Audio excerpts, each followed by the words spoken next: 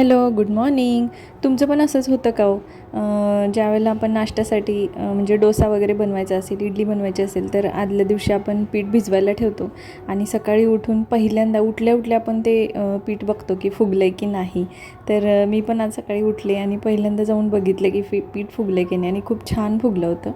तर आपलं बघा बायकांचं कसं आहे, आपले कपडे असू दे किंवा एखादी साडी घेतलेली असू दे किंवा एखादी वस्तू असू दे, कुठलीही वस्तू आपण ज्यावेळेला नवीन घेतो ती कधी एकदा वापरीन, कधी एकदा त्याचा वापर करीन असं आपल्याला वाटत असतं. तर मलाही तसंच होत होतं. देवारा तर आम्ही आणून ठेवला होता दसऱ्या दिवशी, पण तो कधी एकदा मी भिंतीला लावते आणि कधी एकदा मी त्याच्यात देव पूजवते असं झालं होतं. म्हणून मग मी सकाळी त्या दिवशी लवकर उठले आणि छान अशी पूजा करून घेतली. मस्त प्रसन्न एकदम छान वाटत होतं, मस्त वाटत होतं. तर संडे होता म्हटल्यावर आम्ही डोशाचा प्लॅन केला होता.